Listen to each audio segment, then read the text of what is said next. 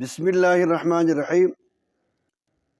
محترمو مدرسینو طلبه عزیزو، موږ د فعل علامتونه څو ویلو څه پاتې شو، چونکې په مابین کې د واتساپ نظام در هم برهم شو او د اختر چټۍ هم راله. نو د فعل په علامتو کې اوله علامت دا وه چې د کلمې په شروع کې به حرف قد وي. قد په خپله حرف دی، لیکن د کومې صیغې یا د کومې کلمې په شروع کې راسي به هغه کلمه ته به فعل وایو، فعل وایو. لکه قد سمع الله، قد سمع، قد سمع، سمع فعل دی په شروع کې حرف قد راغلی. دویمه علامت د فعل دا وه چې د کلمې په شروع کې حرف سین راسي. سیقولو، ستکتبو، دا رقم الفاظ چې رالو نو هغه صيغه ته به هم وایي فعل. دریم علامت دا ده چې کلمې په شروع کې حرف سوف راسي. سوف په خپله حرف دی. سوف استغفرو، سوف اخرجو، نو اخرجو فعل دی په شروع کې حرف سوف راغلی. څلورم علامت کلمې په شروع کې به حرف عطین راغلی. حرف عطین څلور دي: حمزه، تا یا نون. یضربو، تضربو، تضربو، یضربو، تضربو، اضربو، نضربو. و دغه ته وایي حروف عطین. دا چې د کومې جملې په شروع کې صیغې په شروع کې راسي و دا صیغه ته به مو وایي فعل. پنځمه علامه دا ده چې کلمه به مبني بر فتح وي، صیغه به مبني بر فتح وي، یعنی د کلمې په آخر کې به زبر بغیر عامل وي. لندې دا چې کله د فعل مضارع په شروع کې راسي نو د فعل مضارع و آخر ته نصب ورکوي، زبر ورکوي. لن یضربه، لن اضربه، لن نضربه. نو که چونکې د ماضي پر آخري اوله صیغه ده د هغه پر آخر باندې زبر وایو، لیکن په شروع کې یو عامل نسته و دا ته وایي زبر بغیر عامل. ضربه، ناصره، د ماضي مجهول د ګردان اوله صیغه، د ماضي معلومې د ګردان اوله صیغه، د ثلاثي مجرد 6 بابه، د ثلاثي مزید 12 بابه، د رباعي مجرد 1 باب، د رباعي مزید 3 بابه. دا ټوټل د صحیح ابواب سو 22.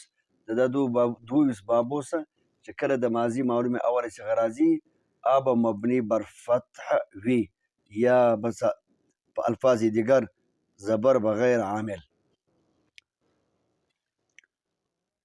شپږم علامه دا د کلمې په آخر کې به الف ضمیر فاعل وي. الف ضمیر اسې ضمیر چې څو پرې ناامیر ویل شوی نه وي په ناامیر کې ضمایر، نو د طالب په سمجھ کې دا ضمیر نه راځي. په کتاب کې ورښکاره کوي چې ضربا، ضربا، اضربا، لا تضربا. دا رقم چې د صیغې په آخر کې کم الف راځي نه و دا ته وایي الف ضمیر فاعل. د دغه د وجې مو دا صیغه ته به موږ فعل وایي. اور بل علامه دا د کلمې په آخر کې به واو ضمیر فاعل وي. ضربو، ضربو، اضربو، نصرو، منعو، لا تقتلو ولا تقربو. دا رقم تورې رالو نو په آخر کې واو ضمیر فاعل دی و دا صیغه ته به موږ فعل وایو. بل علامه دا د کلمې په آخر کې به اوږده تا ساکنه وي. تا ساکنه مطوله، اوږده تا به ساکنه وي. ضربت، علمت، احضرت، علمت، ضربت،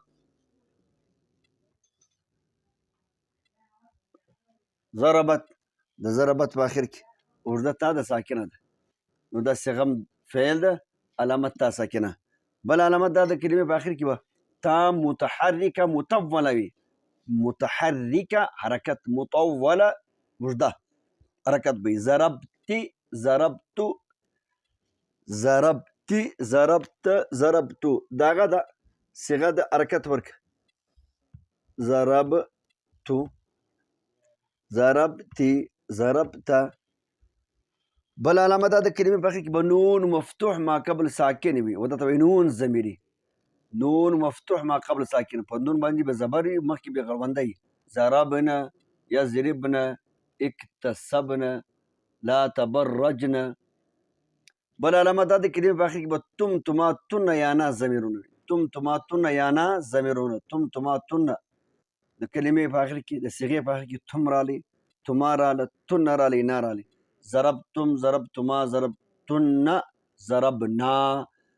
دغه ضمیرونه چې د ماضي د صیغو په اخر کې راځي نو د دغه ضمیرو د وجې به دغه صیغه ته فعل وایي. ضمیرونه په خپله اسم دي، سماعي اسمونه دي، عربو دا ته اسمونه وایي، موږ هم اسمونه ورته وایو. بل علامه دا ده چې کلمې په شروع کې به حرف جازم، حروف جوازم 5 دي. ان، لم، لما، لام امر، لا نهي. ان تضرب، لم تضرب، لیضرب، لا تضرب. حروف جوازم په شروع کې رالو هغه صیغې ته به موږ فعل وایو.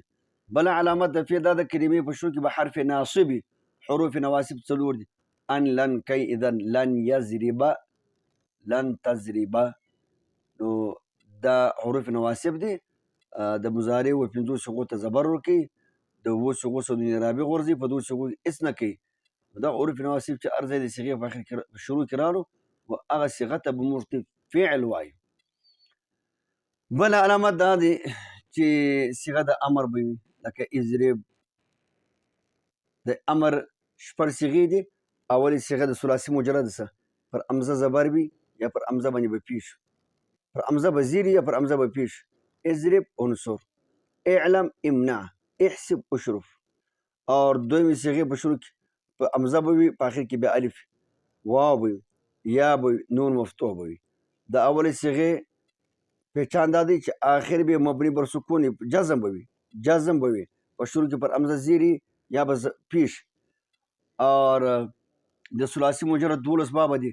افعال د دې چې د امر صیغه وایو پر امزه باندې به زبر وي. اکرم، دا بلغه، صرف، دا بلس، ضارب، دا ابلس، تضارب، اکتسب. دغه ته وایي د امر صیغې.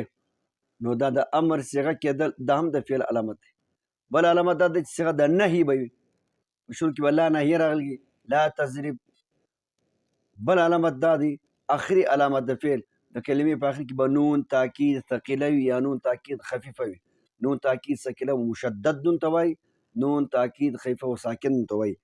اضربن، اضربن، اضربن، لاکیدن، اضربن نون مشدد دی. دا 14 علامتونه د فعل دي. انشاءالله العزیز اوس به سبا که خدای کړي وو د دا 14 علامتو مشق اجرات تمرین به کوو. الله دې دا په خپل دربار کې قبول کړي.